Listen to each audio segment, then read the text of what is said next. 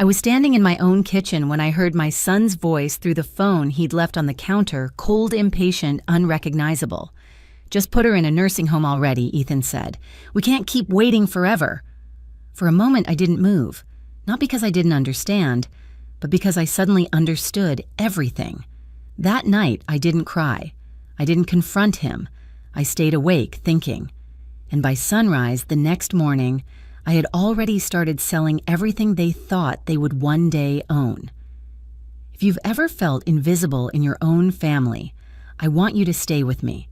Like this video, subscribe if stories like this speak to you, and tell me in the comments, where are you watching from and what time is it for you right now? My name is Lily Thompson. I'm 68 years old, a widow, and until recently I believed I understood my place in this world and in my own family. I live just outside Asheville, North Carolina, in the same house my husband James and I bought nearly 40 years ago. Back then it wasn't much.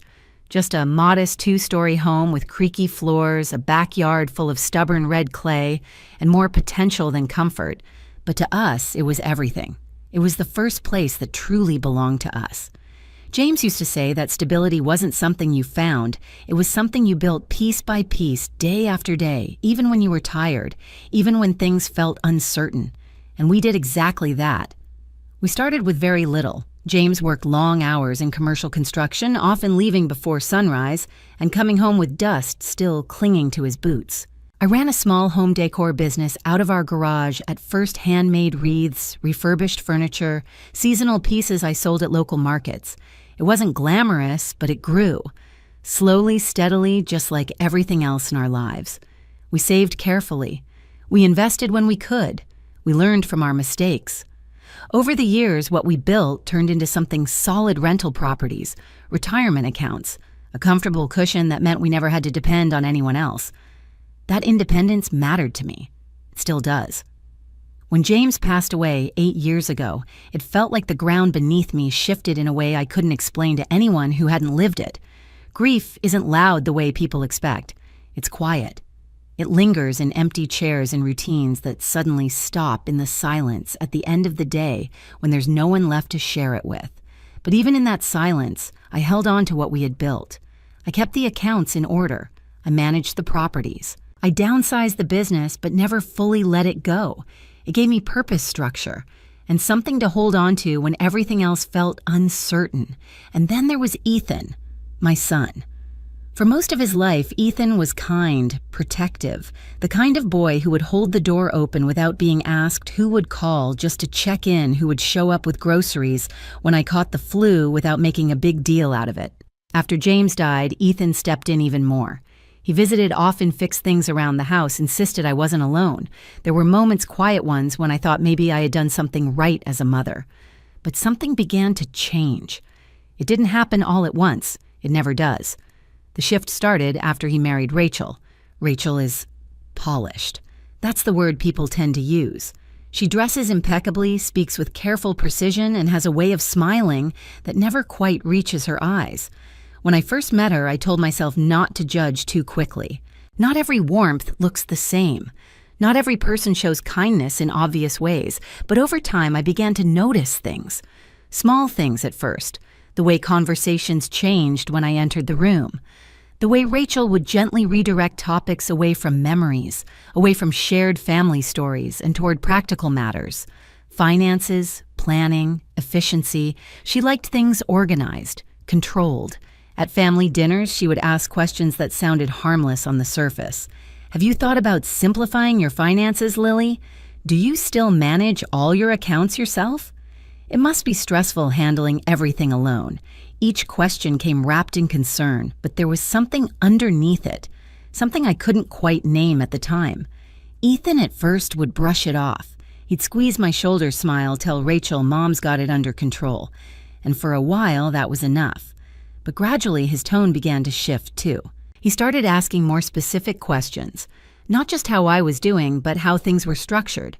How many properties are you still managing? Do you have someone helping you with taxes? Have you updated your will recently? At first, I answered without hesitation. Why wouldn't I? He was my son. But then came the suggestions. Maybe it's time to make things easier on yourself. You don't need to carry all this responsibility anymore. We can help you manage everything. That word started to appear more often, and with it came a subtle but undeniable change in how I was being seen. I wasn't the one in control anymore, not in their eyes. I was becoming a concern, a responsibility, a problem to be solved. Visits became less about connection and more about observation. Rachel would walk through my house with a careful gaze as if evaluating it. She'd comment on things I had never thought twice about. That rug could be a tripping hazard. These stairs seem steep. This layout isn't ideal long-term. Always phrased as care, always delivered gently, but repeated often enough it started to feel like something else entirely. Even Ethan began noticing things he had never questioned before. "Mom, you forgot to return my call yesterday. Did you leave the porch light on all night? You seem tired. Are you getting enough rest?" Individually, each comment was small, understandable. Together they formed a pattern, a narrative, one where I was slowly, quietly being positioned as someone who could no longer fully manage her own life. I told myself I was imagining it, that grief had made me sensitive, that I was reading too much into things.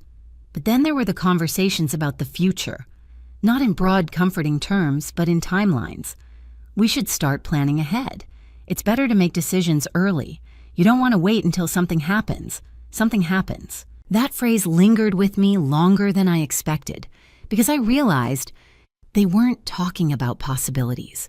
They were talking about inevitabilities. And somewhere in those conversations, I noticed something else.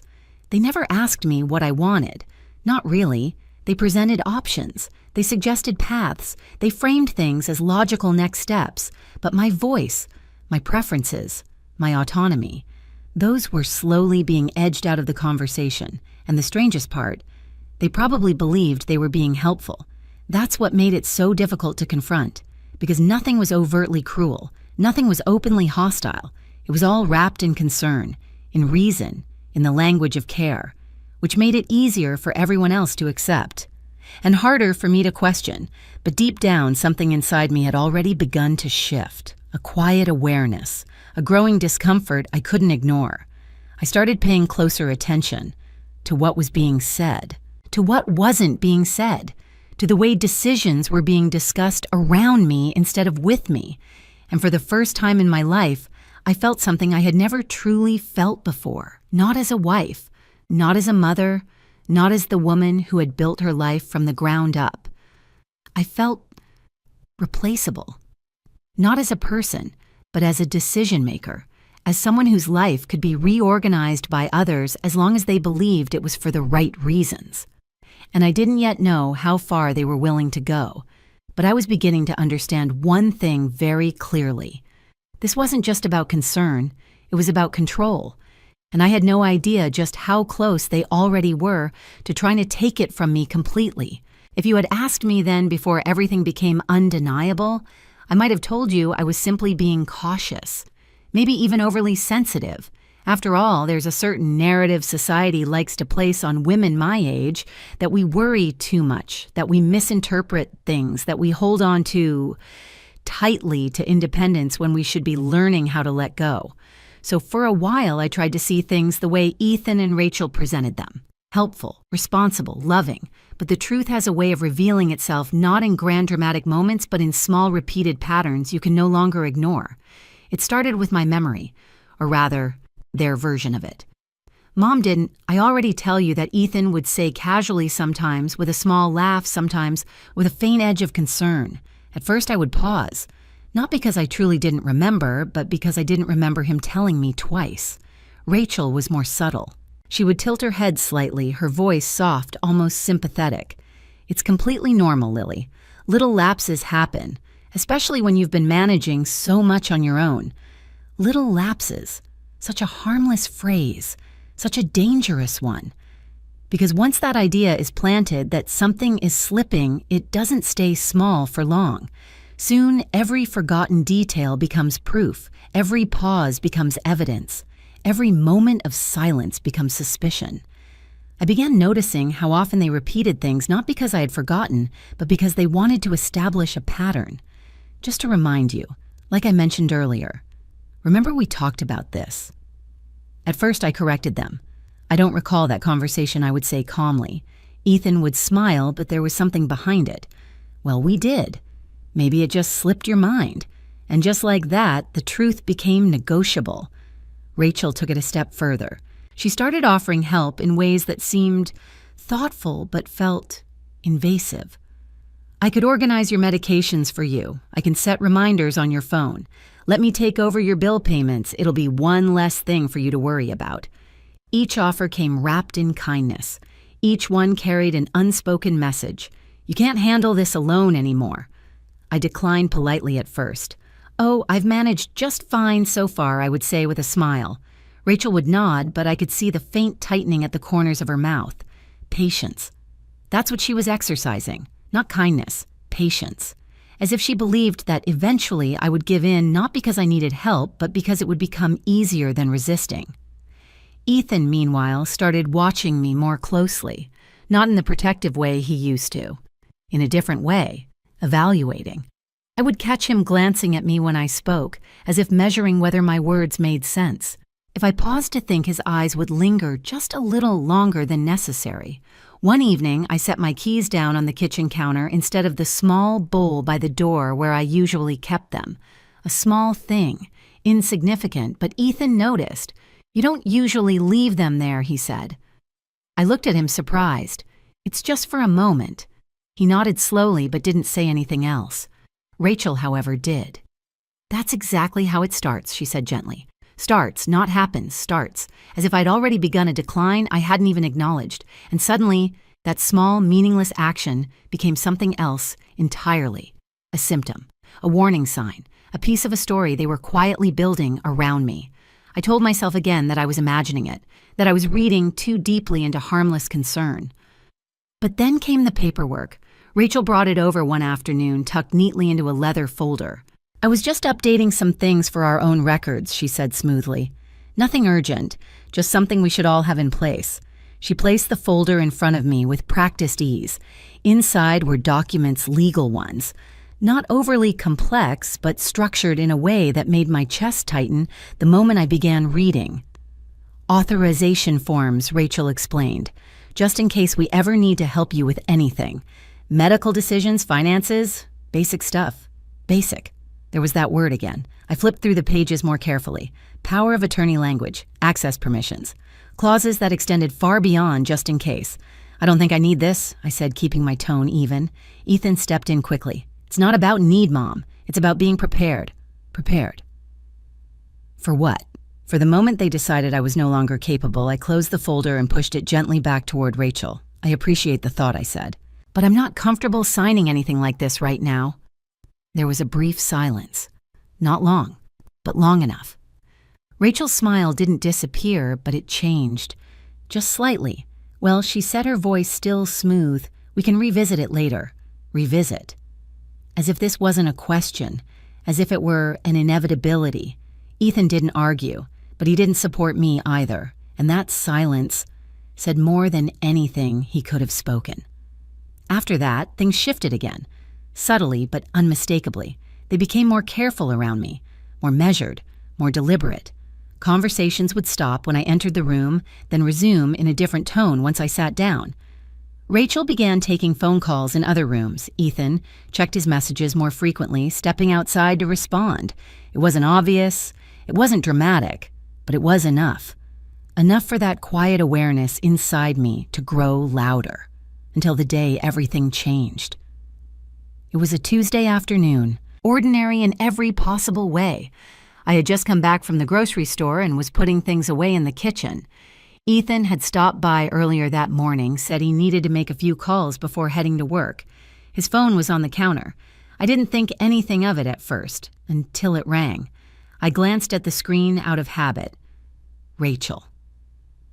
I hesitated for a moment, then turned back to the groceries. It wasn't my call to answer. But then I heard his voice, from the living room, clear, unfiltered, because he had answered on speaker. Yeah, Ethan said, his tone different, flatter, sharper. There was a pause as Rachel spoke on the other end. I couldn't hear her words, but I heard his response. And those words changed everything. Just put her in a nursing home already, he said. We can't keep waiting forever. I froze, my hands still resting on the edge of the counter. The world didn't crash. There was no dramatic sound, no sudden shift in the air, just silence. And then the quiet realization that every doubt I had pushed aside, every instinct I had questioned, had been right. They weren't planning. They weren't preparing. They were waiting for the moment they could take control. And they were getting impatient. I didn't move. I didn't speak. I didn't let him know I had heard a single word. Because in that moment, something inside me changed. Not into fear, not into anger, but into something far more dangerous, clarity. And for the first time, I stopped wondering if I was imagining things and started wondering just how far they were willing to go. I didn't confront him. That was the first decision I made, and in many ways the most important one. Because once you reveal what you know, you lose the advantage of observing what others don't realize you've seen. So I stayed quiet. That afternoon, I finished putting away the groceries as if nothing had happened. When Ethan stepped back into the kitchen a few minutes later, I greeted him the same way I always did. "Did you get everything done?" I asked lightly. He nodded, distracted, already reaching for his keys. "Yeah, just work stuff. I watched him for a moment, searching his face for something, guilt, hesitation, anything that might suggest he knew what he had just said. But there was nothing. No flicker of discomfort, no awareness at all. That told me more than his words ever could.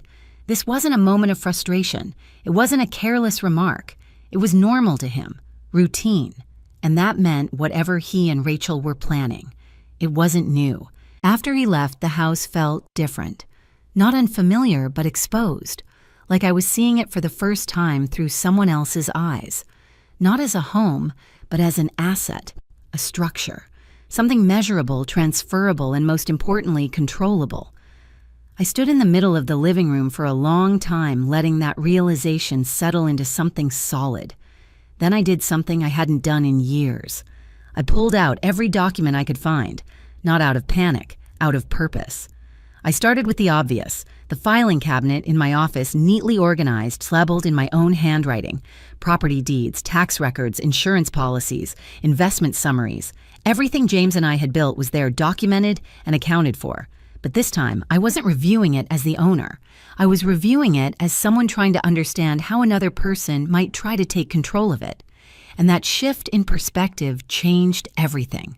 I noticed things I had never questioned before, access points, shared information, details that in the wrong hands could become leverage.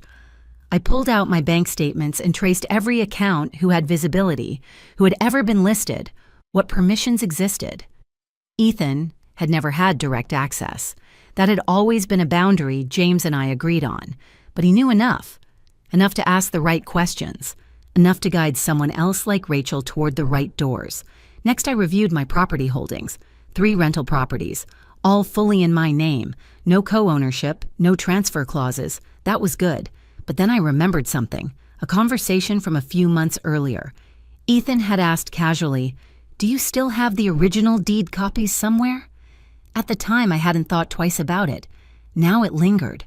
Why would he need to know that I pulled the deeds from the file? They were all there, untouched. But the question itself meant something. It meant he was thinking about ownership, about documentation, about proof. I set the deeds aside and moved on. Next came my will. I hadn't updated it since shortly after James passed. It was straightforward. Everything divided cleanly.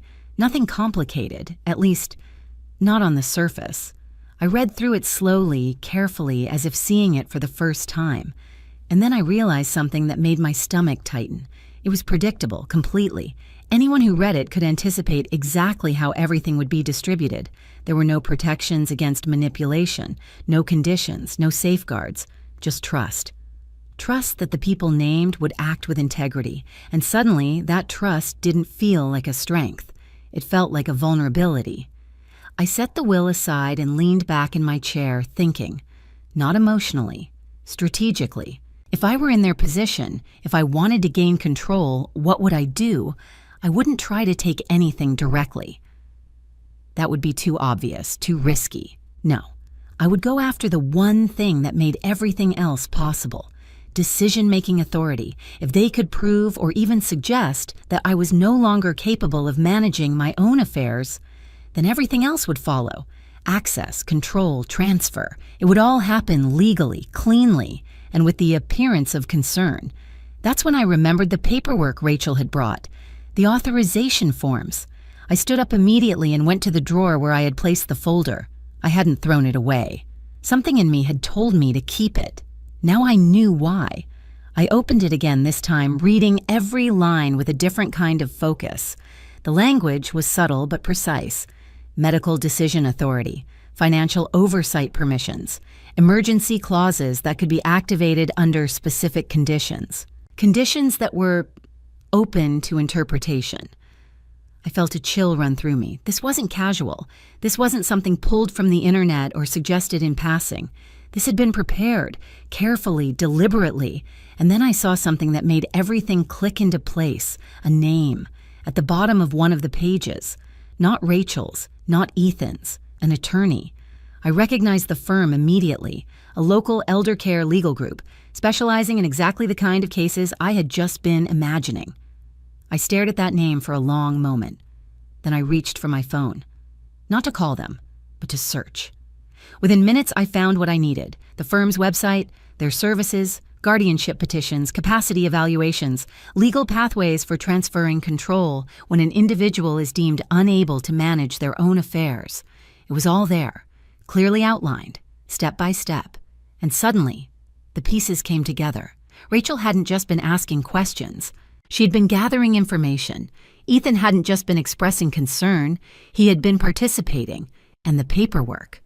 It wasn't a suggestion. It was preparation. I sat back in my chair, my heart steady, my thoughts sharper than they had been in years, because now I wasn't guessing anymore. I wasn't imagining. I knew. They were building a case. Not openly, not aggressively, but patiently, waiting for enough evidence to justify action, waiting for the moment they could say convincingly that I needed help, that I was no longer capable, that decisions had to be made for my own good. And once that door opened, it wouldn't close. I closed the folder slowly and placed it back on the desk. Then I stood up and walked through the house again, but this time I wasn't seeing it through their eyes. I was seeing it through my own with complete clarity. This was my life, my work, my independence, and if I did nothing, they would take it. Not with force, not with cruelty, but with paperwork, with signatures, with carefully constructed concern, and no one would question it, because on the surface, it would look like the right thing to do. I walked into the kitchen and rested my hands on the counter, the same place where I had stood when I heard Ethan's words. But I wasn't frozen this time. I wasn't shocked. I wasn't even hurt in the way I had been before. I was focused, because now I understood something that changed everything. They thought they were ahead of me. They thought they had time. They thought I was unaware, and that was their mistake. Because while they were planning how to take control of my life, I was about to make sure there was nothing left for them to take. That night, I didn't sleep much, but not because I was afraid. Fear had already done its job. It had opened my eyes. What came after was something else entirely: clarity. And once you see things clearly, you don't panic. You plan. The first person I called the next morning was Grace Mitchell. If there is one person in this world who knows me without explanation, it's Grace. We've been friends for over 40 years through marriages, children, grief, and all the quiet changes that come with growing older. She's the kind of woman who doesn't interrupt, doesn't rush to fill silence, but when she speaks, you listen. She answered on the second ring. Lily, everything. Okay. I hesitated for only a moment before saying, no, I don't think it is. There was a pause, short but heavy with understanding. Do you want me to come over, she asked. No, I said. I think I need to come to you. An hour later, I was sitting at her kitchen table, hands wrapped around a cup of coffee I hadn't touched. I told her everything. Not dramatically, not emotionally, just the facts. Ethan's words, the paperwork, the attorney's name, the pattern I could no longer ignore. Grace didn't interrupt once. She just listened. And when I finished, she leaned back slightly, her expression steady but her eyes sharper than I had seen in years. They're not just thinking about it, she said quietly. They're already in it. I nodded. I know. And you're sure I'm past being unsure? She exhaled slowly, then set her mug down. All right, she said. Then we don't treat this like a family conversation anymore. That sentence settled into me with a kind of weight I hadn't expected. Because she was right. This wasn't about hurt feelings. It wasn't about misunderstandings. It was about strategy. And strategy doesn't respond to emotion. It responds to action. I need to know what my options are, I said. Grace gave a small nod. Then you need a lawyer. Not just any lawyer. Someone who understands exactly what they're trying to do. I already have one, I replied. Her eyebrows lifted slightly. Howard Bennett. A faint smile crossed her face. Good. Then you're not starting from behind. I left Grace's house with something I hadn't walked in with. Not comfort, not reassurance. Direction. By early afternoon, I was sitting across from Howard Bennett in his office downtown. Howard is the kind of man who doesn't waste words. Mid-60s, composed observant, with a voice that stays even, no matter what you tell him. He had worked with James and me for years, estate planning investments, all the quiet decisions that shape a life over time. He knew me, which meant I didn't have to explain who I was before explaining what was happening. I laid everything out for him. The conversation I overheard, the documents Rachel brought, the attorney's name, the pattern. When I finished, he didn't speak immediately. He folded his hands on the desk and looked at me not with concern but with assessment. Finally, he said, You did the right thing by not confronting them. I let out a breath I hadn't realized I was holding. So I'm not overreacting, I said. No, he replied. You're reacting at exactly the right time. There was something about the certainty in his voice that steadied me. What are they trying to do? I asked, even though I already knew. Howard leaned back slightly. They're positioning themselves, he said. Building a narrative. If they can establish that you're no longer fully capable of managing your affairs, they can petition for control, financial, medical, possibly even residential decisions. My jaw tightened. And the paperwork. An attempt to get you to agree voluntarily, he said. Much easier than going through the courts. And if I don't, then they continue building their case. He replied calmly. Observations, documentation, possibly even third-party evaluations. Evaluations. The word sent a quiet chill through me. They would need proof, I said. Howard nodded, or the appearance of it. These cases don't always hinge on hard evidence. They rely on patterns, what can be argued as concern. Concern. Always that word. So what do I do? I asked. He didn't hesitate. You remove their leverage? The simplicity of the statement almost caught me off guard. All of it, I asked. As much as possible, he said. Right now, their strategy depends on access, future access. Anticipated access, perceived entitlement to access. I understood immediately. If there's nothing left to control, they have no reason to pursue control, he finished. I sat back, letting that settle. And legally, I asked, Can I do that? Howard's expression didn't change. Lily, everything you own is yours, he said. You have full capacity, full authority. You can sell, transfer, donate, restructure, whatever you choose. And they can't stop me. Not if we act before they do, he replied. Before they do. Time. That was the one thing I had that they didn't realize. They think I don't know, I said quietly. Howard gave a small nod. Then that's your advantage. Silence filled the room for a moment. Not uncomfortable, just decisive, because in that silence I felt something shift inside me. Not doubt, not hesitation. Resolution. I don't want to just protect myself, I said slowly. I want to make sure they can't do this to anyone else either. Howard's eyes narrowed slightly, not in disagreement, but in focus. That's a different level of strategy, he said. I know. And it will require more than just moving assets, he added. I'm prepared for that. He studied me for a moment, then gave a small approving nod. All right, he said. Then we do this properly. For the next hour, we went through everything, not emotionally, methodically, properties, accounts, legal structures, points of vulnerability, points of strength. Howard outlined options I hadn't even considered, ways to protect assets beyond simple transfers, ways to structure things so they couldn't be easily challenged, ways to ensure that even if someone tried to question my decisions, they would fail. You move quickly, he said, but you move carefully. I nodded, and one more thing he added, I looked at him. "Do not warn them," he said. "Do not hint, do not explain. The moment they realize what you're doing, they will try to accelerate their own actions." I understood. This wasn't a conversation. This was a race. And for the first time since I'd overheard Ethan's words, I felt something that surprised me. Not fear, not anger, control, because now I knew exactly what I was dealing with. And more importantly, I knew exactly what I was about to do. By the time I left Howard's office, the plan wasn't just an idea. It was in motion. And by the next morning, everything they thought they would one day inherit would already be slipping out of their reach. The next morning began earlier than usual. Not because I had somewhere to be, but because I had something to do. There's a quiet kind of power in waking up before the world does. The house was still the light, just beginning to soften the edges of the windows, and for the first time in days, my thoughts felt ordered. Not rushed, not scattered, clear. I made a cup of coffee, sat at the kitchen table, and opened my notebook. Not a journal, a plan. At the top of the page, I wrote one sentence: remove all leverage. Everything that followed came from that. I started with the properties. 3 rentals, all fully owned, all generating steady income.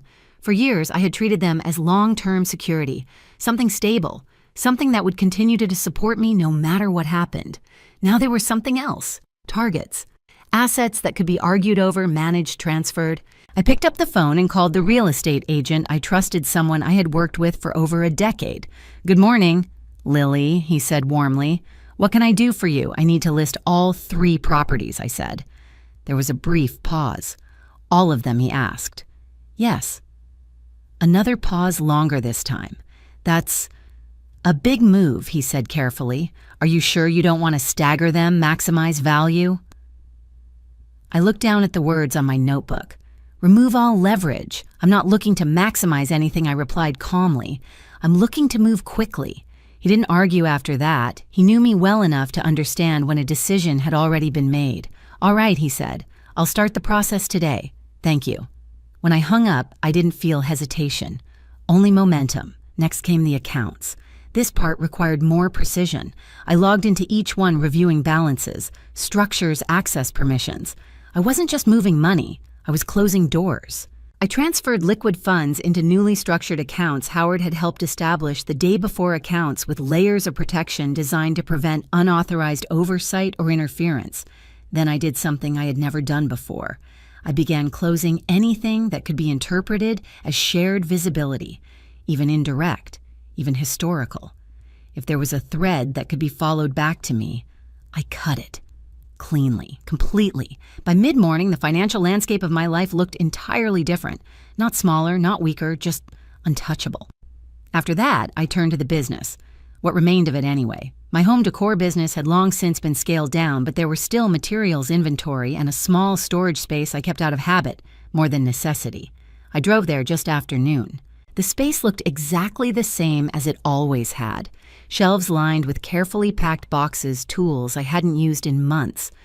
Pieces of work that once filled my days with purpose.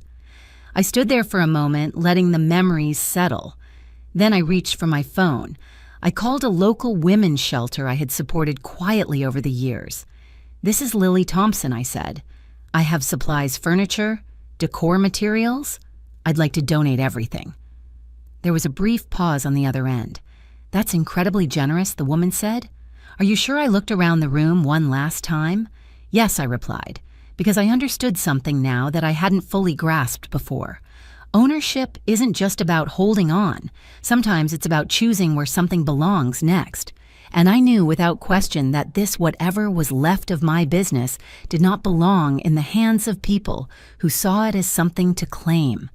It belonged somewhere. It could still mean something. By late afternoon, I returned home.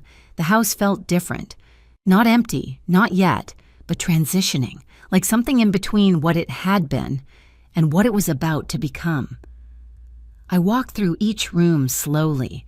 The living room, the kitchen, the hallway where Ethan used to run as a child, his laughter echoing off the walls.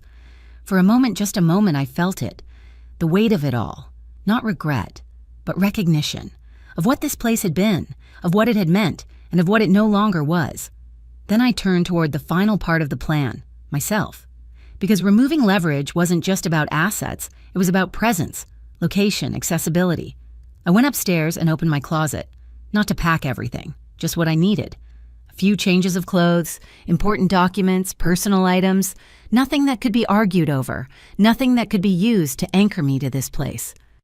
By early evening, I had packed 2 small suitcases. That was all. 40 years of life reduced to what I could carry without effort. And strangely, it felt right.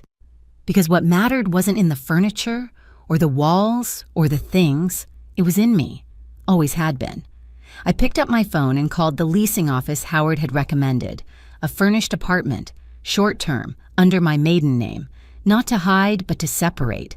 To create distance between who I had been and who I needed to be now.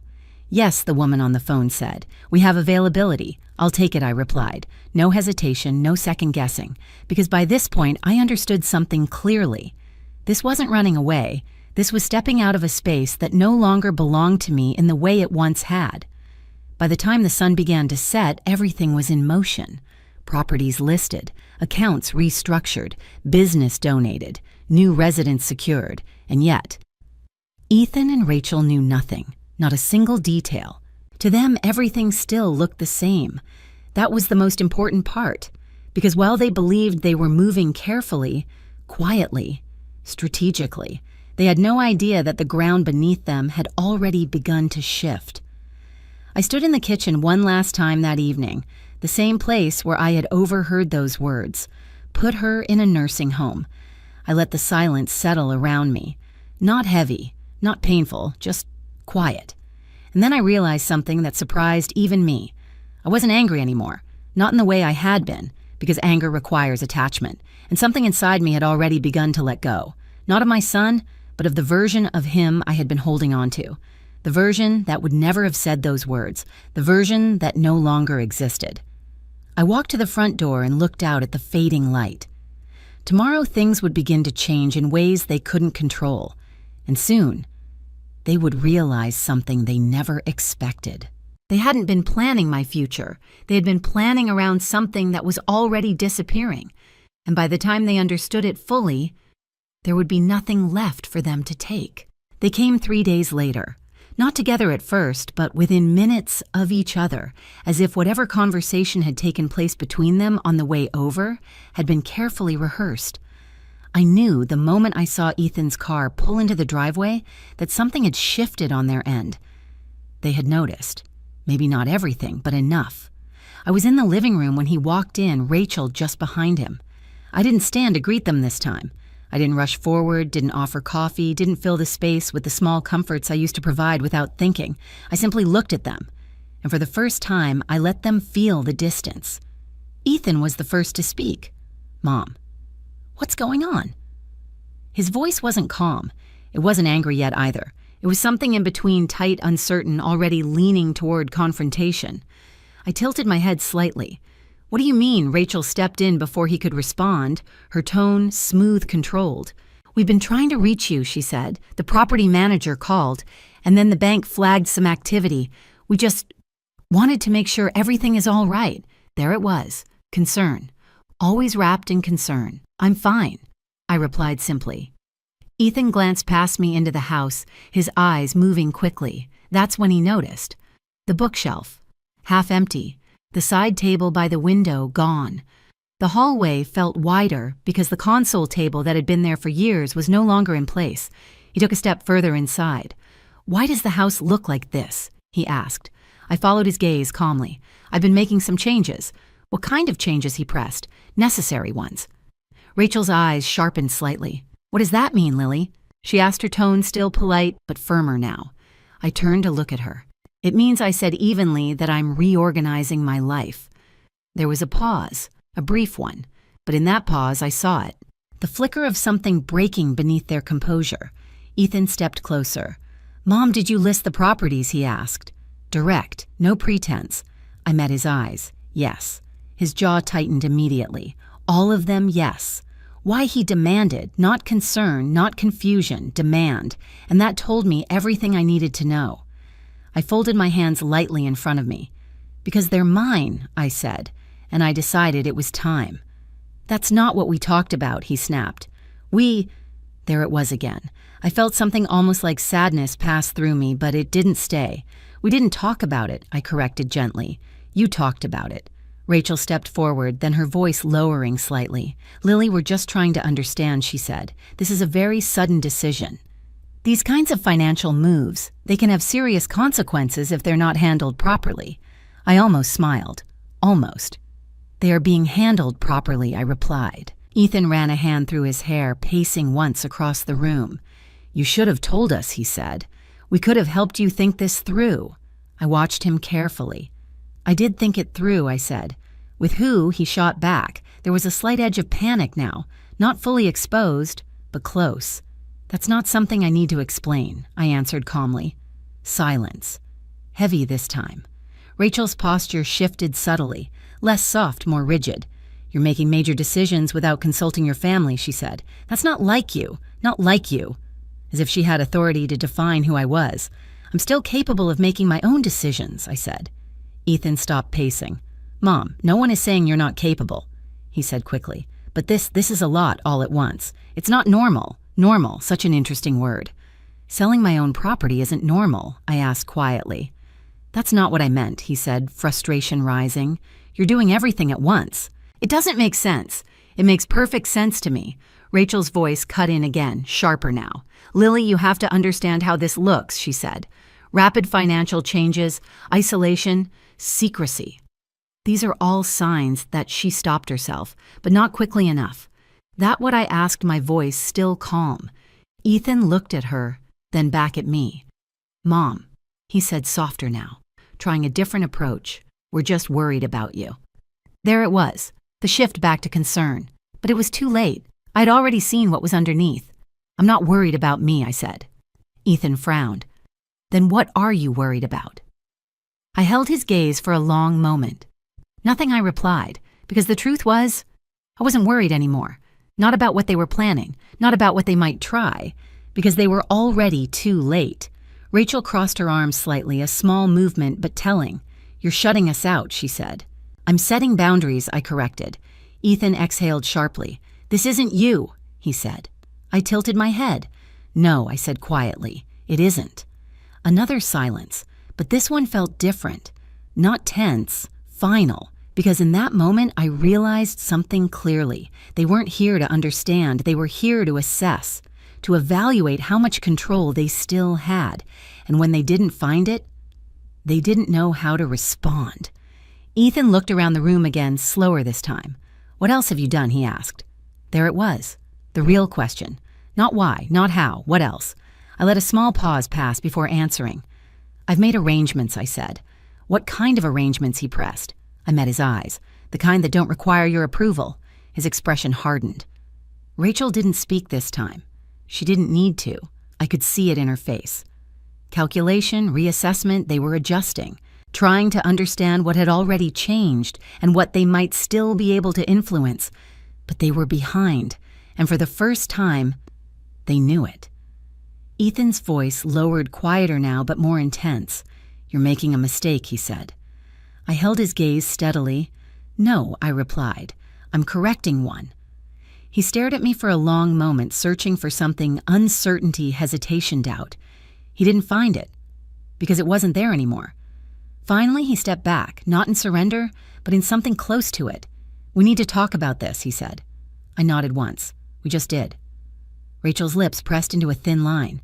"This isn't over," she said. I looked at her calmly. "I know." And I did. Because this was only the beginning of them realizing that whatever they had been planning was no longer within their reach. And by the time they understood just how much had already changed, there would be nothing left for them to control at all. After they left that afternoon, the house felt quieter than it had in years.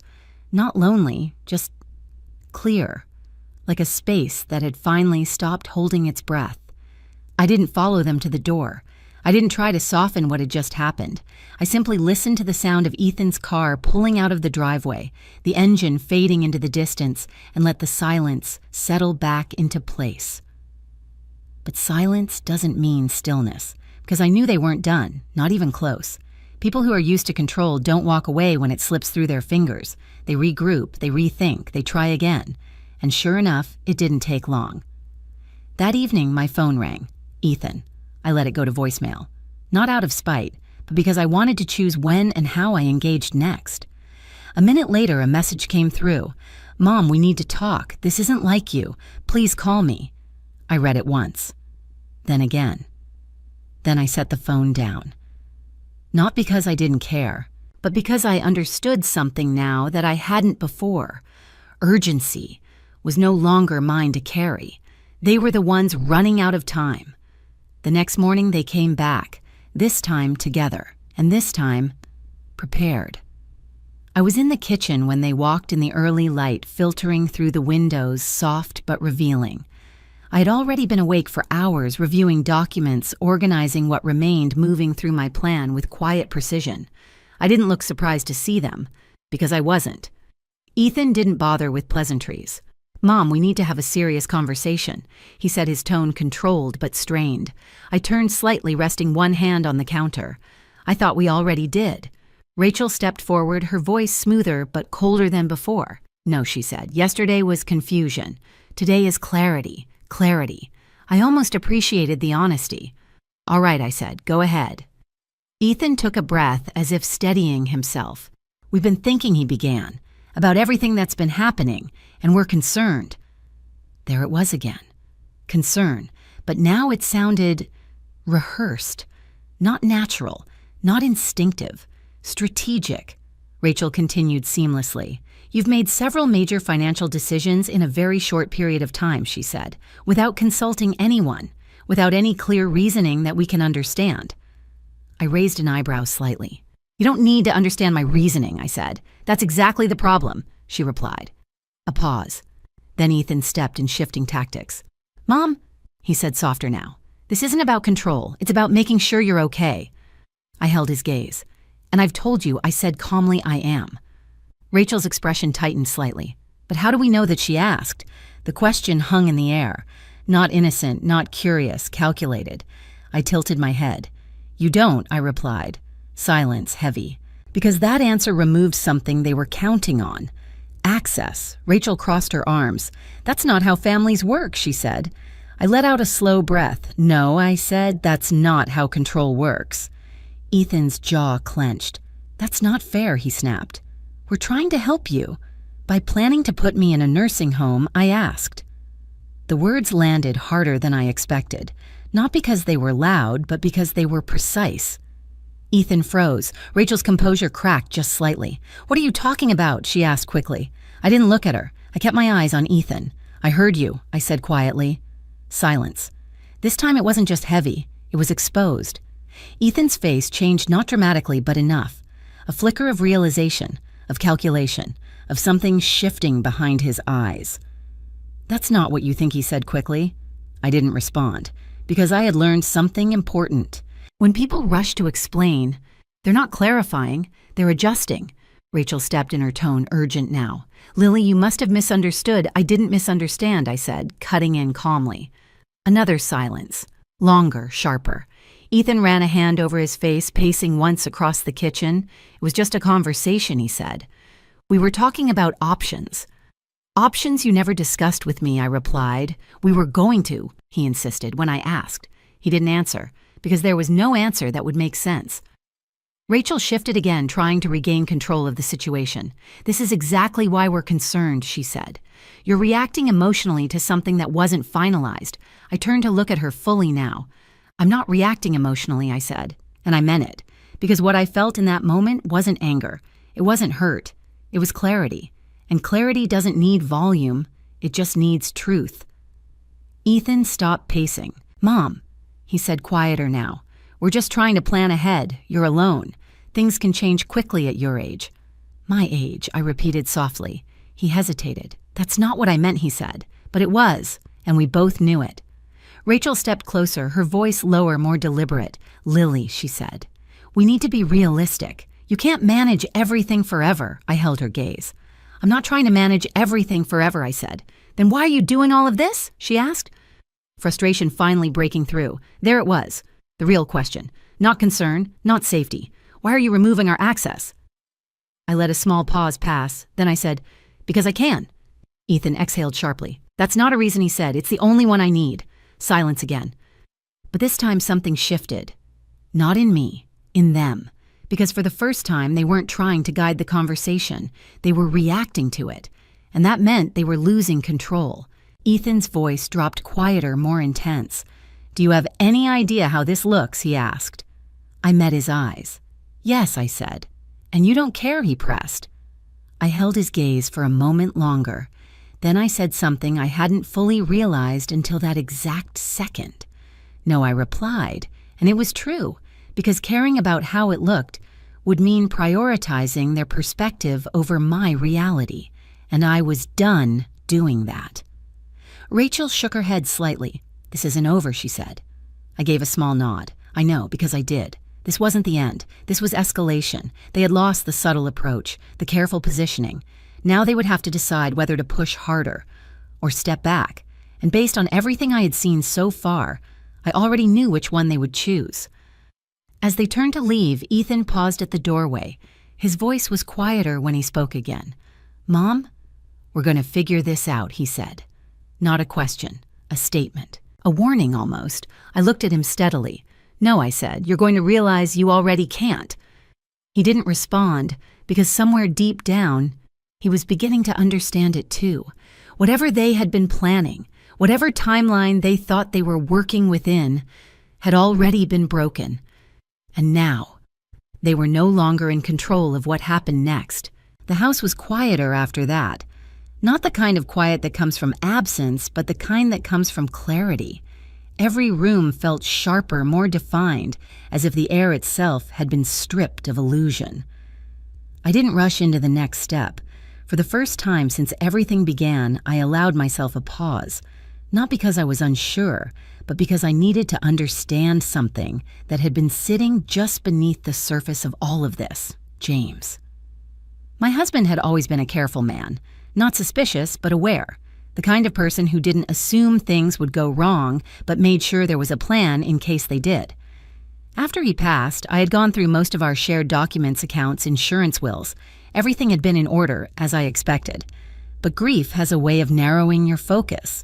You see what you need to survive the moment, not always what might matter later. That afternoon, I found myself standing in front of the old cedar chest at the foot of our bed. It had been years since I'd opened it. Inside were things I hadn't had the heart or the reason to revisit.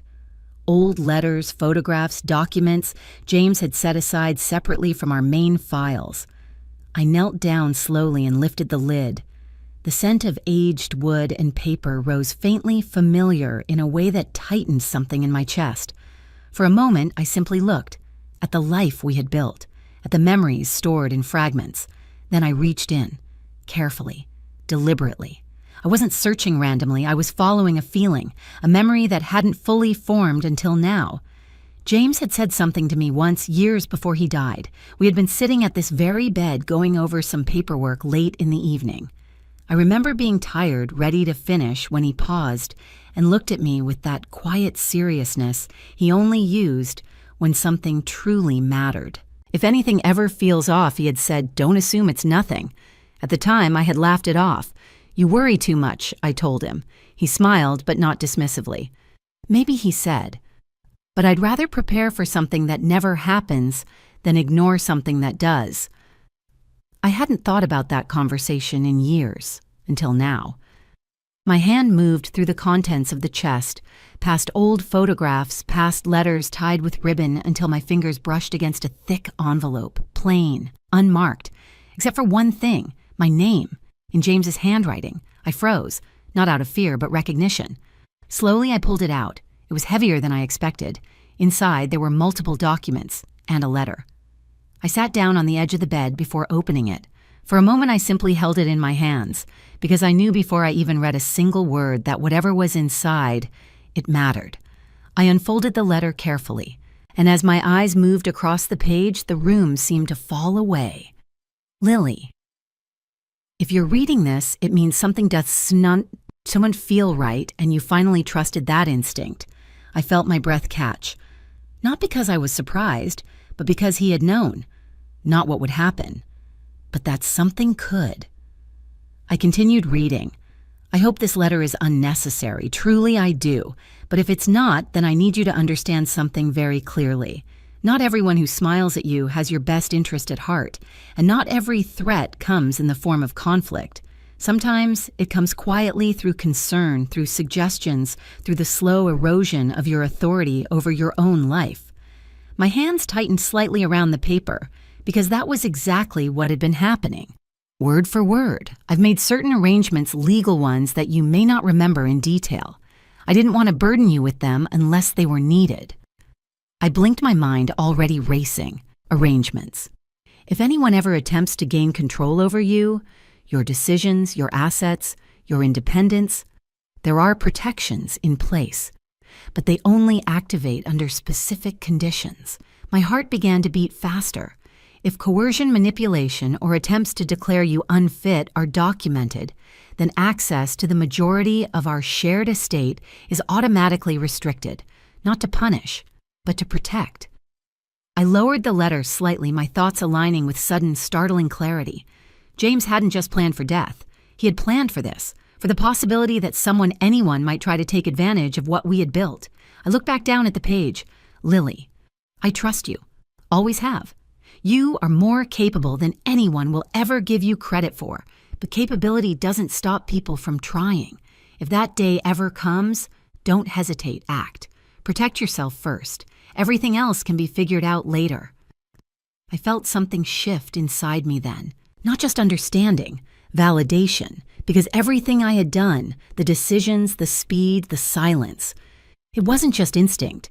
It was aligned with something James had already prepared for. I turned to the rest of the documents inside the envelope.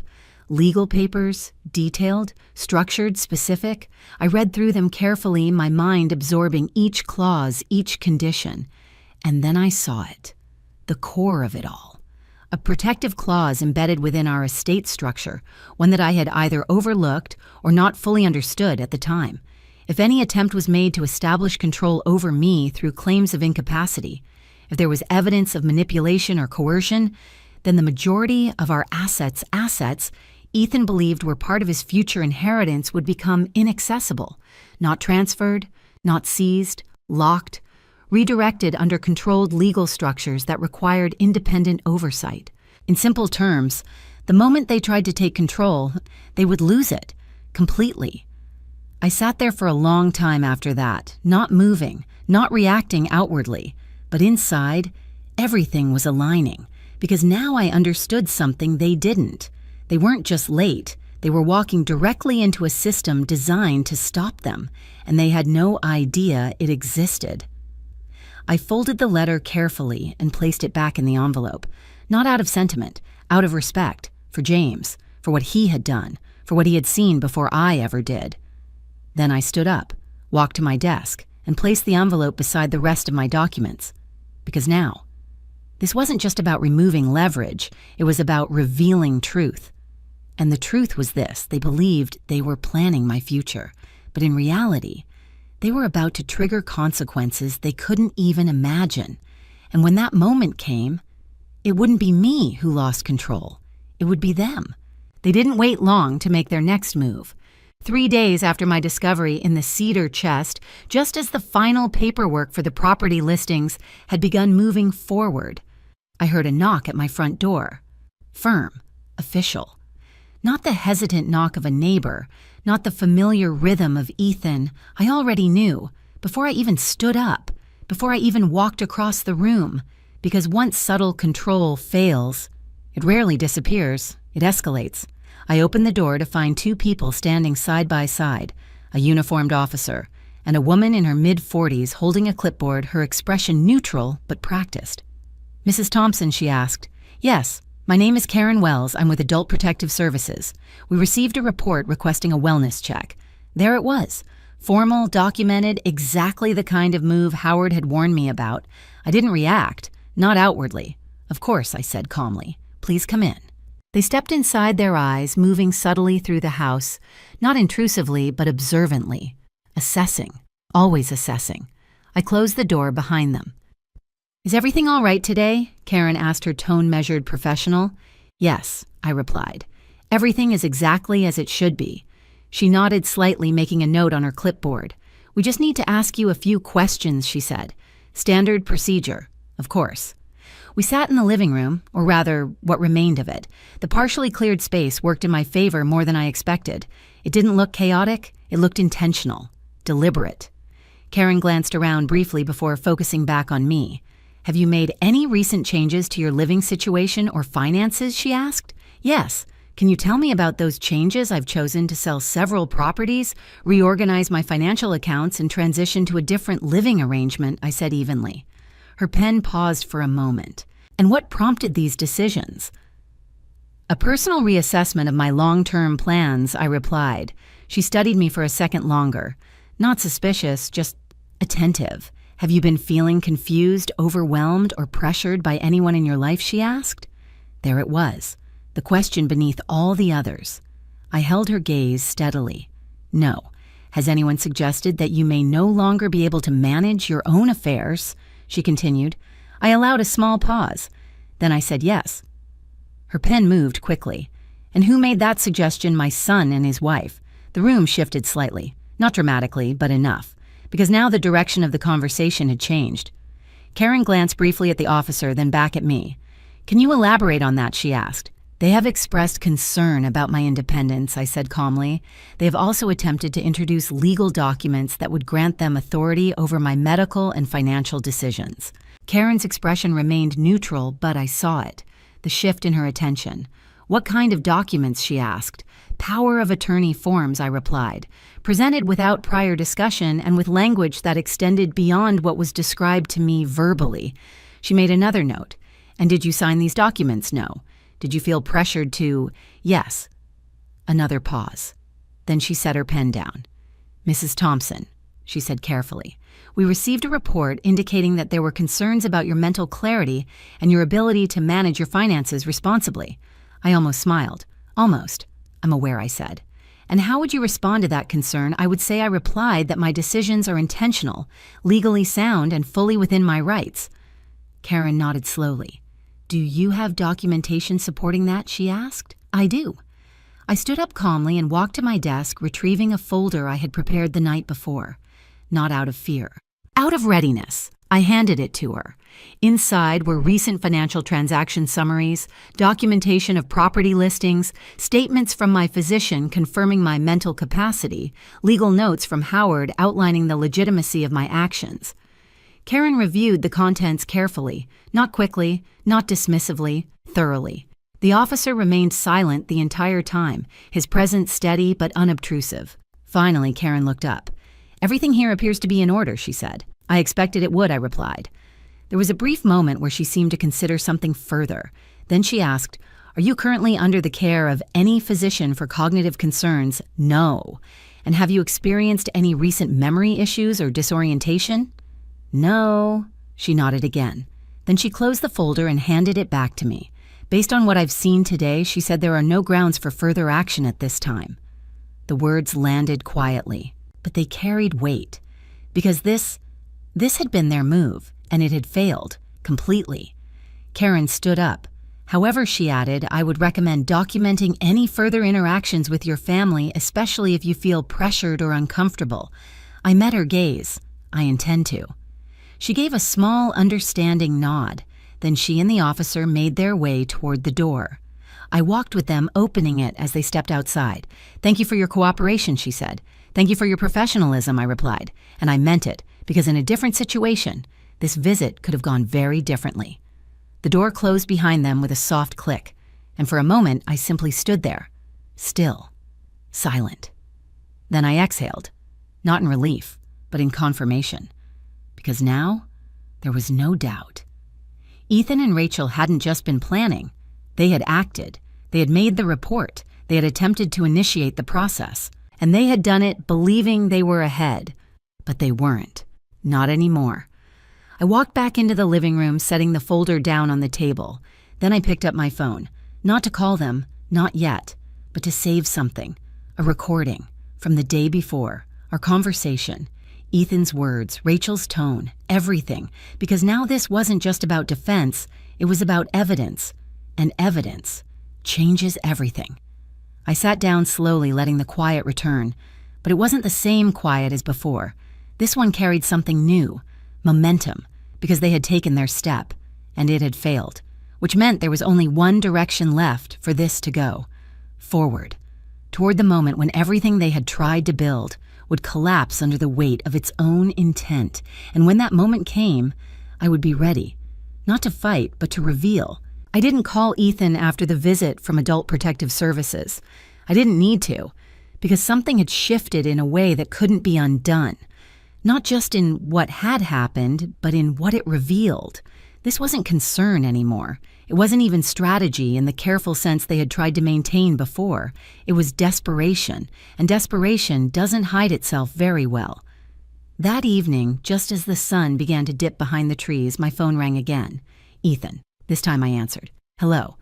There was a pause on the other end, short but loaded. Mom, he said finally. We need to talk. His voice sounded different, not controlled, not rehearsed, strained. I'm listening, I replied. No, he said quickly, not like this, in person. I considered it for a moment. Then I said, all right, come over. He arrived alone. That was the first surprise. No Rachel, no careful coordination, just Ethan. And the moment he stepped inside, I could see it. Whatever composure he had been holding on to was slipping. He didn't sit right away. He stood in the middle of the living room looking around, not at the space, but at what it represented now. Change, loss, something he hadn't anticipated. Did you call them? I asked calmly. He looked at me. What Adult Protective Services, I said. Did you make the report? He hesitated, just for a second, but it was enough. We were worried, he said. Even now. I nodded slowly. I see. That's not... He started, then stopped, running a hand through his hair. It's not what you think. I didn't respond, because I had learned something important. When people repeat that sentence, it usually means it's exactly what you think. Ethan exhaled sharply and finally sat down, leaning forward, his elbows on his knees. Everything is getting out of control, he said. I tilted my head slightly. For who? His eyes snapped up to mine. For all of us, he said. I held his gaze. Not for me, I replied. Silence. He looked away first. That too told me something. Why are you doing this? He asked, his voice quieter now. Why are you shutting us out? I studied him for a moment before answering. I'm not shutting you out, I said. I'm protecting myself. His expression tightened. From us, yes. The word landed between us, heavy and undeniable. Ethan let out a breath that almost sounded like a laugh, but there was no humor in it. That's insane, he said. Is it? I asked calmly. He didn't answer, because somewhere beneath everything else, he knew. I'm your son, he said instead. I would never hurt you. I watched him carefully. Not for the words, for what was behind them. Then why did you try to take control of my life without my consent? I asked. He flinched slightly, not dramatically, but enough. That's not what we were doing, he said. Then what were you doing? We were trying to help, he insisted. I leaned back slightly. Help me do what I asked. He hesitated again, and in that hesitation, the truth began to surface. Help you. Manage things, he said finally. Manage what I pressed, your finances, your living situation, everything, I repeated softly. And there it was. Not partial, not supportive, everything. I let a small silence settle before speaking again, and when exactly was I going to stop being part of those decisions, I asked. His jaw tightened. That's not fair, he said. No, I replied, it's not. Another silence, this one longer, more uncomfortable, because now we weren't circling the issue anymore. We were inside it. Ethan leaned back, rubbing his hands together, his frustration building. You don't understand what's been happening, he said. I raised an eyebrow slightly. Then explain it to me. He hesitated. Then for the first time, something cracked. Not completely, but enough. Things haven't been stable, he said. Financially, I added. He looked at me surprised. How did you... It's not hard to see, I said. He let out a breath, looking down at the floor. It's more than that, he admitted. I didn't interrupt. I just waited. Because now... He was no longer performing.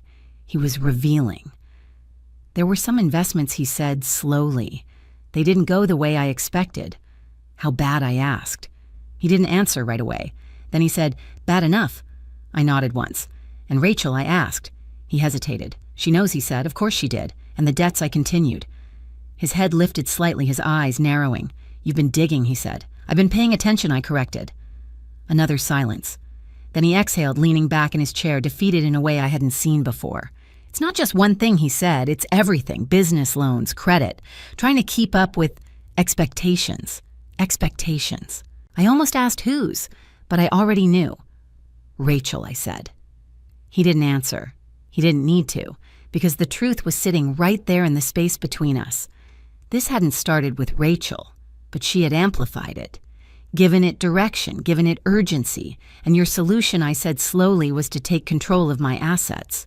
"That's not how I saw it," he said quickly. "How did you see it?" He hesitated again, then quietly. "As securing our future. Not mine, not yours, ours." I felt something shift inside me then. Not anger, not even sadness, just understanding. Clear and complete. "You weren't securing anything," I said softly. "You were taking." He flinched. "I wasn't trying to hurt you," he said. I believed that I replied, and I did. Because harm doesn't always come from intention. Sometimes it comes from entitlement, from justification, from the belief that something belongs to you, simply because you want it to. Ethan looked at me, his expression raw now. "So what happens now?" he asked. I held his gaze steadily. "Now," I said, "you face the consequences of your choices." His jaw tightened.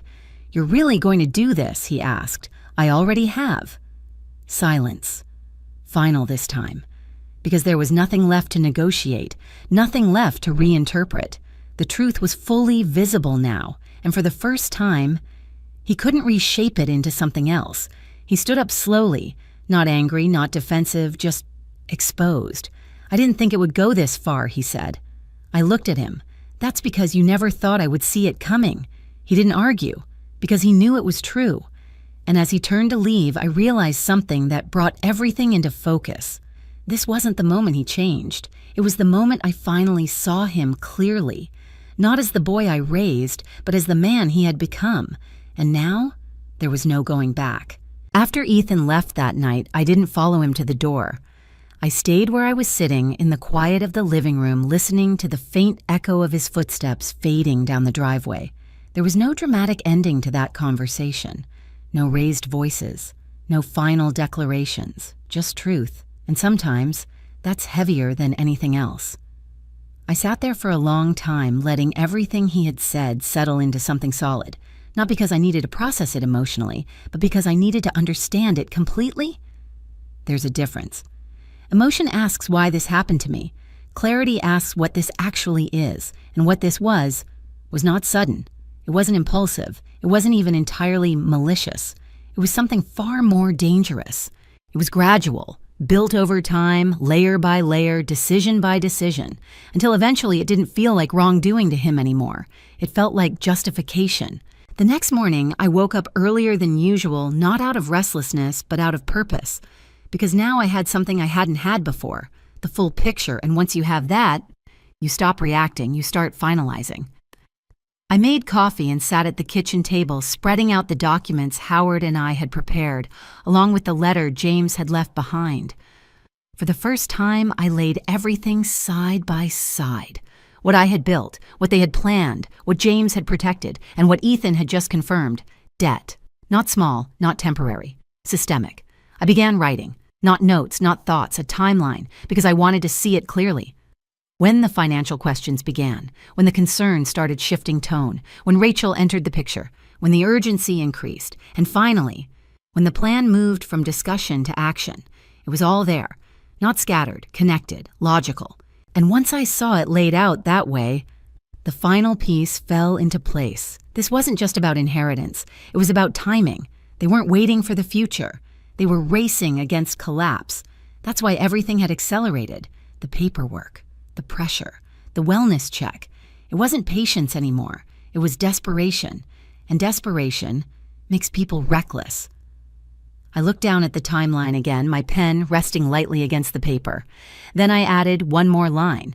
Realtor inquiry, future sale discussion. Because I remembered something, a detail that hadn't fully registered until now. During one of Rachel's earlier visits, she had mentioned casually, almost offhand, "This house has great resale potential, Lily, especially in this market." At the time, I had smiled politely. Now I understood what that comment really was, not observation, projection. So I did something simple. I made a call. The realtor I had worked with for years answered quickly. "Lily, good morning. Everything moving smoothly on your listings. I'm glad to hear it," I said. "I have a question." "Of course. Has anyone contacted you recently about my property?" I asked. There was a pause. Then, "What do you mean?" Before I listed it, I clarified. Any inquiries, any early discussions? Another pause. Longer this time. Then his tone shifted slightly. "Actually, yes," he said, "now that you mention it." I felt my grip on the phone tighten slightly. "Who a woman," he said. "About 2 months ago. Asked general questions, valuation, market timing, potential listing strategies." My chest went still. "Did she give a name?" "Yes," he said. And when he said it, there was no surprise. "Rachel Thompson." "Of course." I closed my eyes for a brief moment. Not out of shock, out of confirmation. "Did she say why she was asking?" I asked. "She said she was helping a family member plan ahead," he replied. Nothing unusual at the time. No, not unusual. Just early. Calculated. I thanked him and ended the call. Then I sat there, the phone still in my hand, letting that final piece settle into place. Because now, there was nothing left unclear. Rachel hadn't just been reacting. She had been planning, long before Ethan admitted anything, long before the pressure began. And Ethan, he hadn't been led into it. He had joined it, willingly. That realization didn't break me. It didn't even anger me. Because by this point, emotion wasn't driving anything anymore. Truth was, and the truth was simple. They hadn't been trying to help me. They had been preparing to replace me. As decision maker, as owner, as the one in control of everything I had built. I stood up slowly and walked to the window, looking out at the quiet street. The world outside hadn't changed. Cars passed. Neighbors walked their dogs. Life continued indifferent to the quiet unraveling of what I had once believed was unshakable. And in that moment, I felt something settle inside me. Not heavy, not painful, just final. Because now there was nothing left to question, nothing left to uncover. Everything was visible, which meant everything that came next would not be reaction. It would be conclusion. I turned away from the window and walked back to the table, picked up my pen, and wrote one final line beneath everything else. No more access, no more influence, no more control. Then I closed the notebook, because the decision was complete. Not just in action, but in certainty. From this point forward, nothing I did would be about protecting what they might take. It would be about defining what they would never touch again. And for the first time since all of this began, I felt something that had nothing to do with strategy, nothing to do with planning. Peace. Because clarity doesn't just show you the truth. It frees you from needing anything else. I didn't rush the final step, not because I needed more time, but because timing now mattered in a different way. Everything that needed to be done behind the scenes had already been done. The properties were under contract. The accounts had been restructured. The protections James had put in place were not only intact, but ready. And Ethan and Rachel. They were no longer planning. They were reacting. Which meant it was time to bring everything into the open. I asked Howard to arrange a formal meeting. Not at my house, not at theirs. At his office. Neutral ground, controlled, documented. Everyone present. No room for interpretation, no space for manipulation. Ethan agreed almost immediately. That told me something. He thought this was still negotiable. Rachel didn't respond directly, but she would come. I knew she would, because people who operate through control rarely walk away from the chance to regain it. The meeting was set for Friday morning, 10:00 a.m. I arrived early, not out of anxiety, out of intention. Howard greeted me with a small nod as I entered, already prepared, already aware of what this meeting represented. "Everything is ready," he said. I nodded once. Good. The conference room was quiet, minimal, a long table, 4 chairs on one side, 2 on the other, deliberate positioning. I chose my seat carefully, not at the head of the table, but not at the end either, centered, balanced, because this wasn't about dominance, it was about clarity. Ethan and Rachel arrived together, right on time. Rachel walked in first, her posture composed, her expression carefully neutral. Ethan followed just behind her, less controlled, more tense. They both stopped briefly when they saw me already seated. Prepared, waiting. Rachel recovered first. "Lily," she said smoothly, taking her seat across from me. "Rachel." Ethan sat beside her, his movements less precise. "Mommy," said. I didn't respond immediately, not out of coldness, but because I wanted the silence to settle. Howard entered a moment later, closing the door behind him. "Thank you all for coming," he said, taking his place beside me. There were no pleasantries, no small talk, because none of that belonged in this room. Howard opened a folder and placed several documents on the table. "We're here to clarify the current situation regarding Mrs. Thompson's assets, estate structure, and recent concerns raised by her family," he said. Rachel's expression remained composed, but her eyes moved quickly to the documents, assessing. Ethan leaned forward slightly. "This didn't have to be this formal," he said. "Yes," I replied calmly. "It did." Silence. Howard continued.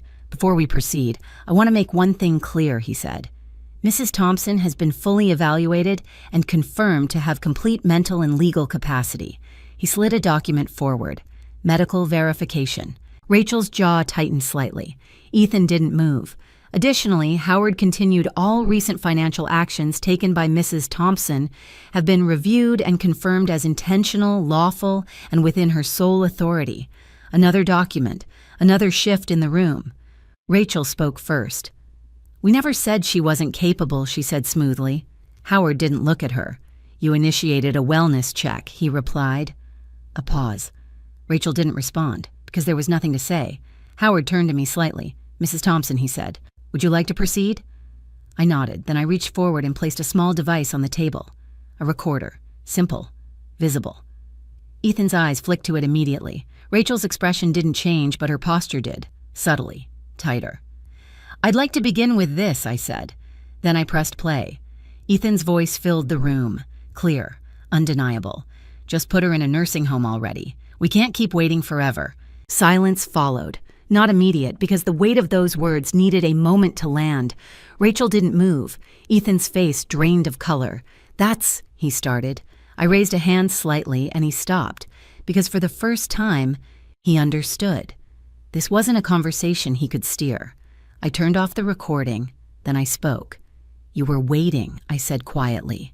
Not accusing, not emotional, just stating the truth. Ethan looked down. Rachel remained still. Howard stepped in. Based on documented evidence of coercive intent, he said, "We are now proceeding under protective clauses established within the Thompson estate." Rachel's head turned sharply. "What does that mean?" she asked. Howard slid another document forward. "This means," he said, "that any attempt to establish control over Mrs. Thompson's assets through claims of incapacity triggers automatic restriction of access to the majority of those assets." Ethan's head lifted. What he said. Howard didn't pause. "The properties have been sold," he continued. "The liquid assets have been transferred into protected structures. The remaining holdings are now under a foundation entity established in Mr. James Thompson's name." Rachel's composure broke. "Foundation," she said. "What foundation?" I spoke this time. "One that supports individuals in situations exactly like this," I said. Silence. Heavy. Final. Ethan leaned back in his chair, his expression shifting from confusion to realization. "You moved everything he said, yes. You didn't tell us." "No." Rachel's voice cut in sharper now. "You can't just, I can," I said calmly, and that was the end of that argument, because legally, there was nothing left to challenge. Howard placed one final document on the table. "There is one remaining provision," he said. Ethan looked at him. A limited trust, Howard continued. "Modest in size, conditional in access." Rachel leaned forward slightly. "What conditions?" Howard didn't look at her. "Financial accountability," he said. "Demonstrated repayment of existing debts and a complete relinquishment of any attempt to control Mrs. Thompson's personal or financial decisions." Ethan stared at the document, silent. Rachel's voice dropped colder than before. "This is punishment," she said. I shook my head slightly. "No," I replied. "It's a boundary." She looked at me, her expression tight. "You're destroying your own family," she said. I held her gaze. No, I said quietly. You already tried to do that. Silence. No one moved. No one spoke, because there was nothing left to argue, nothing left to reinterpret. Everything was visible now. Clear, documented, final. Ethan stood slowly, not in anger, not in defiance, but in something else entirely. Collapse. This wasn't supposed to happen like this, he said. I looked at him. That's because you were planning for a version of me that doesn't exist. He didn't respond because he couldn't. Rachel remained seated, her eyes still sharp but her position gone. Because control requires access, and access was no longer hers. Howard closed the folder. This concludes the matter, he said, and just like that, it was over. Not emotionally, not personally, but legally, completely. As Ethan and Rachel left the room, I didn't follow. I didn't speak. I simply sat there, still, calm, certain, because this wasn't a victory, not in the way people imagine. It wasn't about winning. It was about ending something that should have never begun. And finally, that had been done. The silence after the meeting lingered longer than I expected. Not in the room itself, that cleared quickly enough once Ethan and Rachel walked out, but inside me, because endings, even necessary ones, don't arrive with celebration. They arrive with weight. I didn't leave Howard's office right away. I sat there for a few extra minutes, my hands resting lightly on the table, letting everything that had just happened settle into something real. Not dramatic, not overwhelming, just final. Howard closed the last folder and looked at me. You handled that well, he said. I gave a small nod. It needed to be done. Yes, he replied. It did. There was a pause. Then he added, what happens next is up to you. I understood what he meant. Legally, everything was resolved, but life doesn't end at legal resolution. It continues. And what I chose to do with that continuation, that was mine. I've already decided, I said quietly. He didn't ask what. He didn't need to, because he knew me well enough to understand that once I reached clarity, I didn't waver. I left his office shortly after. The air outside felt different, lighter, not because something had been gained, but because something had been released. For the first time in weeks, I wasn't thinking about what might happen next, because there was no might left. Everything had already unfolded, but of course, that didn't mean it was over for them. 3 days later, Ethan called again. I almost didn't answer, but something in me, something quieter, more settled, told me that I should. Hello. There was a long pause on the other end, longer than any of our previous conversations. Then finally, Mom, his voice sounded different, not sharp, not defensive, not rehearsed, tired. I need to talk to you, he said. I didn't respond immediately, not because I was hesitant, but because I was listening, not to his words, to what was behind them, about what I asked. Another pause, then everything. I closed my eyes briefly, then opened them again. You can come by, I said. He arrived alone again, and this time, he didn't look like the same man who had walked into Howard's office. There was no tension in his posture, no urgency in his movements, just heaviness. He stepped inside, slowly glancing around the house, not searching, not assessing, just noticing. What's left of it, he said quietly. I didn't answer, because there was nothing to add. We sat across from each other in the living room. The space between us felt different now, not charged, not confrontational, just honest. Ethan leaned forward, his hands clasped together. I lost everything he said. There was no hesitation, no attempt to soften it, just truth. I held his gaze. I know I replied. He nodded once, looking down at his hands. The business is gone, he continued. The accounts overdrawn, the loans he stopped exhaling. It all collapsed. I didn't interrupt, because this wasn't about explanation, it was about acknowledgement. And Rachel, I asked. His jaw tightened slightly. She left, he said. The words were simple, but they carried more than he said out loud. When I asked, the day after the meeting, he replied, packed her things, said she wasn't staying to clean up a mess that wasn't hers. I let that settle, because in a way, she wasn't wrong, but she also wasn't innocent. She was part of it, I said quietly. He nodded. I know. Another silence. But this one wasn't uncomfortable. It was reflective, because for the first time, we weren't arguing, we weren't defending, we were just speaking.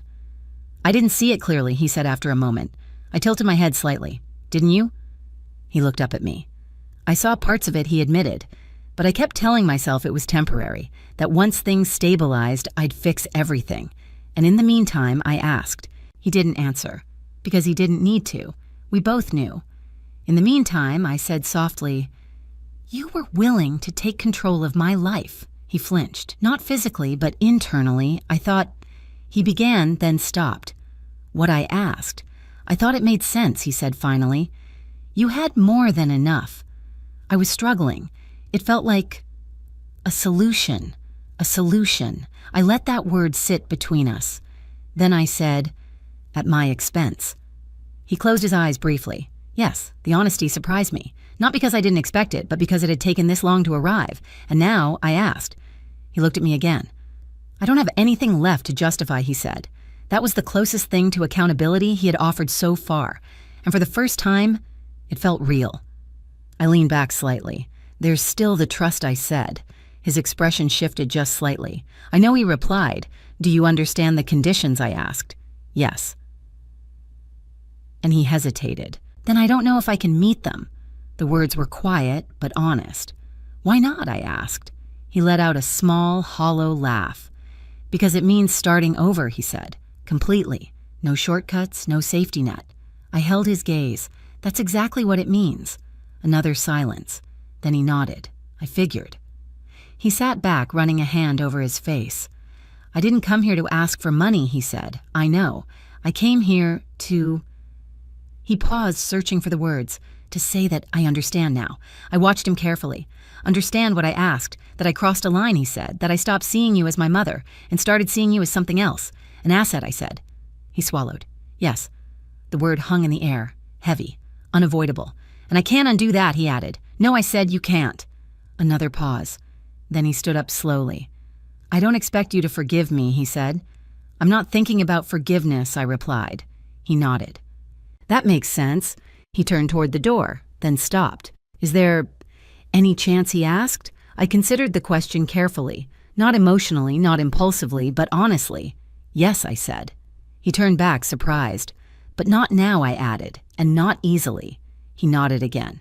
"I understand." And this time, I believed him. Because understanding doesn't come from words. It comes from consequences, and he was finally living in them. As he walked out the door, I didn't stop him. I didn't call after him. I simply watched him leave, not as the boy I once raised, not even as the man he had become, but as someone standing at the beginning of something he had never truly faced before, responsibility. And whether he chose to carry it, that was no longer something I could control, nor something I needed to. The first morning in my new apartment was quieter than I expected. Not empty, not lonely, just still. The kind of stillness that doesn't press against you, but instead gives you space to breathe. I stood by the window with a cup of coffee in my hands, watching the early light stretch across a part of the city I had never really noticed before. It wasn't far from my old home, just a few miles, but it felt like a different world entirely. Smaller, simpler, honest. There were no echoes of the past here. No rooms filled with memories. No furniture that carried the weight of decades.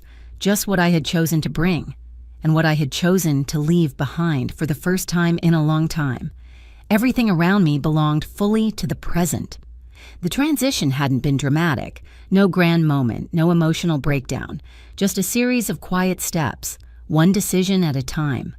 I had sold the house 2 weeks after the meeting, quickly, cleanly, without hesitation. Some people might have expected me to feel something stronger when I handed over the keys, but I didn't. Because by that point, that house was no longer what it had once been. It wasn't the place James and I had built together. That version of it existed only in memory, and I had already carried those memories with me. Everything else was just structure. The foundation, James Thompson Foundation, was officially active now. Not large, not publicized, but real and purposeful. Grace had been by my side through every step of setting it up. She handled the parts that required patience and persistence, while I focused on what mattered most. Who it was for, women like me. Not identical in circumstance, but similar in vulnerability.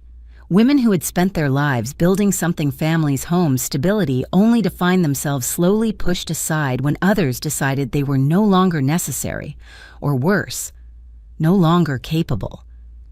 The first outreach event was small, just a handful of attendees, a quiet room in a community center, coffee simple chairs, no formal structure, and yet it mattered. Because when one woman stood up and said, "I thought I was the only one this was happening to," I knew this wasn't just something I had survived. It was something I could help others navigate. That realization didn't feel like redemption. It felt like purpose. Grace leaned toward me that afternoon, her voice low. "You turned something ugly into something meaningful," she said. I shook my head slightly. "I just refused to let it end badly," I replied. She smiled. "That too. Ethan didn't come around again after that last visit. Not in person, but about a month later, a letter arrived, handwritten, simple. No return address. I knew it was from him the moment I saw the envelope. I didn't open it right away. I let it sit on the table for a full day. Not out of hesitation, but out of intention. Because I wanted to read it without expectation, without emotion guiding the outcome. When I finally opened it, the words were different from anything he had said before. No justifications, no explanations, no attempts to reshape the past, just acknowledgement. He wrote about the debts, about the pressure, about how easy it had been to convince himself that what he was doing made sense. And then he wrote something that stayed with me. "I didn't realize I had already lost you long before you walked away. I stopped seeing you clearly, and now I'm trying to understand what that cost me." There was no request in the letter, no mention of the trust, no question about the future, just that, understanding, or at least the beginning of it. I folded the letter carefully and placed it in a drawer, not hidden, not displayed, just kept. Because some things don't need immediate answers. They need time. And I was no longer in a place where I needed to rush anything. My days settled into a rhythm that felt unfamiliar at first, but quickly became something I valued. Mornings with coffee by the window, afternoons spent working on foundation outreach, meeting with women who needed guidance or simply someone to listen. Evenings that were quiet but not empty, peaceful. Grace visited often. Sometimes we talked, sometimes we didn't. And that was enough. One evening, as we sat together watching the sky shift into soft shades of orange and gray, she turned to me. "Do you ever wish it had gone differently?" she asked. I thought about that. Not quickly, not defensively, just honestly. "Yes," I said. She nodded, waiting. "I wish he had come to me," I continued. "Before everything, before the decisions, before the plan." "And if he had," she asked. I looked out at the fading light. "I would have helped him," I said. There was no hesitation in that answer. Because it was true. Not because he deserved it, but because I would have chosen it. That was the difference. Choice. Grace exhaled softly. "That's what makes this so hard," she said. I nodded. Yes. Because betrayal doesn't always come from strangers. Sometimes it comes from the people you would have given everything to, if they had only asked. But they didn't. And that changed everything. A few weeks later, I stood in front of a small group again, different faces, this time different stories, but the same quiet thread connecting them. Fear, confusion, doubt. I looked at them for a moment before speaking. "You are not powerless," I said. The words felt simple, but they weren't. Just because someone questions your ability, I continued, doesn't mean they have the right to take your voice away. I saw it in their faces. The shift. Small, but real. Your life doesn't become less valuable because you've lived it longer, I said. And your independence is not something you owe to anyone else. Silence followed, but it wasn't empty. It was absorbing. And in that moment, I understood something fully. This wasn't just my story anymore. It was something larger, something that could reach beyond what had happened to me. And that was worth everything. Later that night, I returned to my apartment, the quiet wrapping around me again. Familiar now. Comforting. I placed my keys on the small table by the door and paused for a moment, not because I was unsure, but because I was aware of where I had been, of what I had faced, and of where I was now. And as I walked further into the room, I realized something that stayed with me long after the lights went out. Growing older doesn't make a woman invisible. It makes her experienced. It makes her aware. And if she chooses to see clearly, it makes her unstoppable. There is a quiet truth that many people are not prepared to face until it touches their own lives. Love without respect is not love at all. It is control, waiting for permission. As we grow older, the world often tries to rewrite our value. It tells us to step aside, to simplify, to depend, to trust that others know better. And sometimes, those voices come from the very people we raised, protected, and sacrificed for. But here is what matters most. Aging does not take away your right to decide your own life. Kindness does not mean surrender, and trust should never be used as a tool against you. Boundaries are not cruelty. They are clarity, and clarity is one of the most powerful things a person can have. Because once you truly see what is happening around you, you are no longer easy to manipulate, to silence, or to replace. Lily's story is not just about loss or betrayal. It is about awakening, about choosing dignity over comfort, truth over illusion, and self-respect over fear. And most importantly, it is about understanding that it is never too late to take your life back. If this story moved you in any way, I'd love to hear your thoughts. Have you ever experienced something similar or seen it happen to someone close to you? Tell me in the comments where you're watching from and what time it is for you right now. Your voice matters here. And if stories like this speak to your heart, don't forget to like and subscribe so you don't miss the next one. You are not alone, and you are never powerless.